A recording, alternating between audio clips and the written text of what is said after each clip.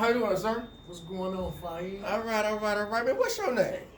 My name- Hold on. I know your name. Tell the people who you are. Well, a lot of y'all might know me as Musa, but my government name is Jimmy Reed III. You know what I mean? But a lot of my partners know me as Musa. I'm my friends. Okay, I got a couple questions for you. One question is, what's your favorite basketball team and why? My favorite basketball team, Or player? Kobe, Why? because he's amazingly great and nobody ever done it like him. To me, I'm not saying nothing about Jordan. That's the only person you can ever compare to him. I'm not saying nothing about Jordan. I'm saying that Kobe is amazingly great. I followed him from Lower Merion High School all the way until he passed. I was actually playing 2K as him, but my wife told me that he died. And I went in the kitchen and cried like a baby because I felt like I lost a family member. If you can name one attribute about Kobe and you can reflect to your life, what would it be? Determination. And Determination. the reason why I say determination is because when you got determination, you're not trying to fail. You know, failure is not an option. You're going to take whatever means necessary to reach and accomplish the goal that you set out for yourself. Absolutely. So that's the one thing, the quality that Kobe Bryant had that I really admired the most. Determination. Determination. And that's an attribute and a word that need to be passed down and exemplified by many people. So when I stay on this word determination, you had to use determination for the past 30 years. 30 years. How did that happen? I mean, what happened in those 30 years? Where were you? Let me give people an insight. I did 30 years. I was incarcerated for 30 years of my life. I went to jail at 16, and I got out when I was 46. So it was a long time, but it was a blessing in disguise for me, and this is why.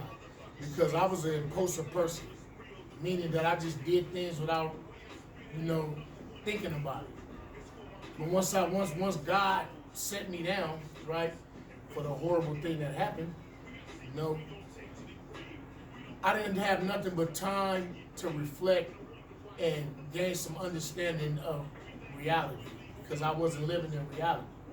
So in them 30 years, I ran into brothers like yourself, other brothers, Hamza, other brothers, brothers that was motivated for change, brothers that was motivated to be better people, brothers that was motivated to be an asset to the community that they love so much.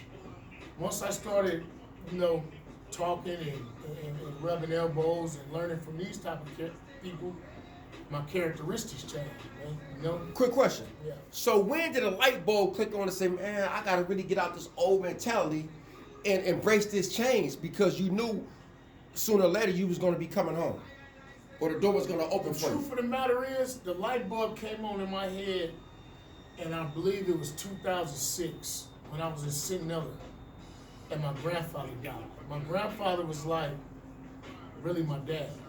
He was the person that educated me, loved me. He was the male figure in my life that gave me the love. My dad was all gangster and tough, but my grandfather was more, hey boy, I love you and that, So when he died, I started thinking like, man, I might not never get out of prison, I got to try to figure something out. The light bulb came on kind of right there. But I didn't know what I was trying to figure out yet. I was like, I knew that I needed to figure something out though. I knew that I needed some help. Figure yourself out. You know what I'm saying? And I found the help in the movement, the brothers. You know what I'm saying? I had a brother named Zaire, right? He was Zaire.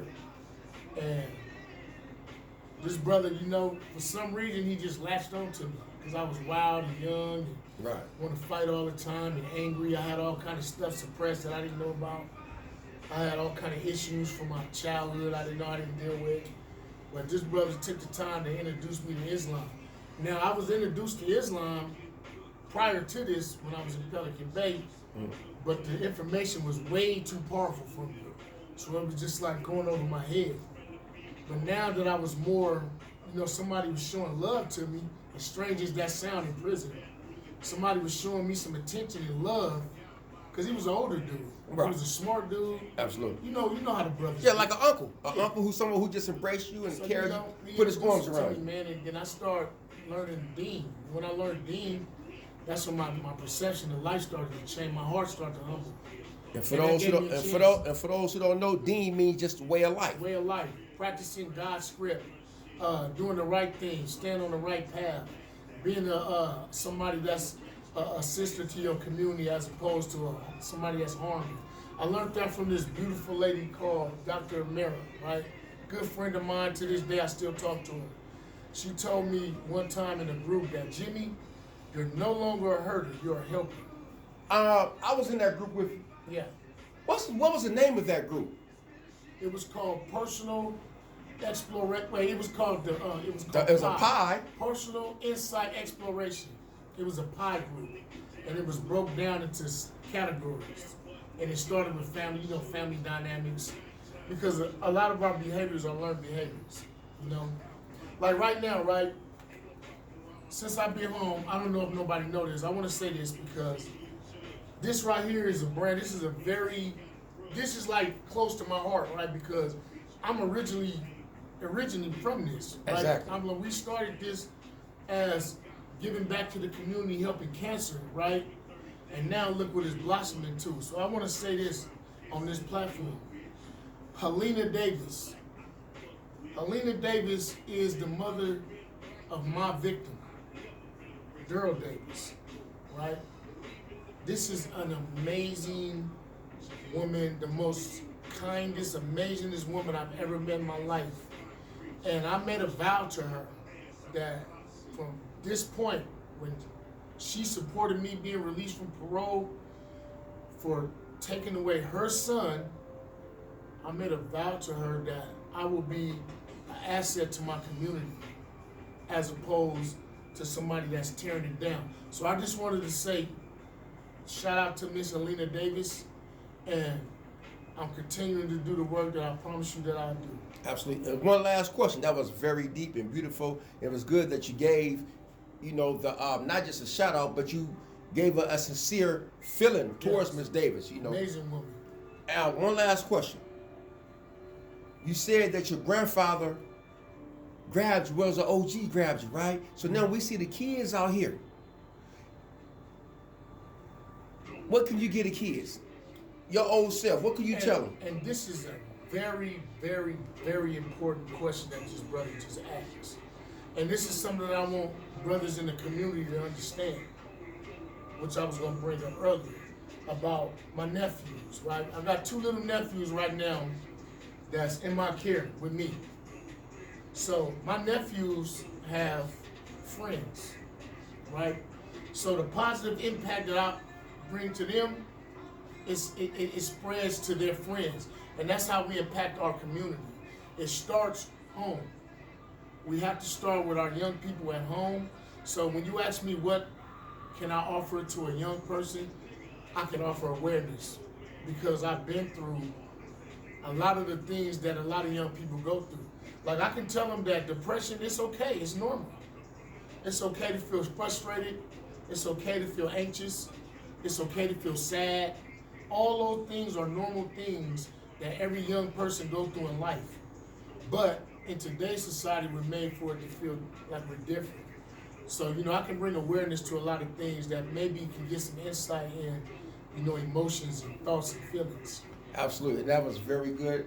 And we thank you, Jimmy Reed, a.k.a. Musa Duke III, for having you on here. I told you once you come out here, we was going to get you, so this is just one of many. Yes, sir. And again, thank you, because you are original member of Motivated Help Others. Sir. Remember how it came Yes, about? sir, man. Making the big old bowls, we bring them out to the yard, congregating, put our arms around each other. With love. Exactly. And that's what we do. It's all about being able to put our arms around the youth and get back to the community.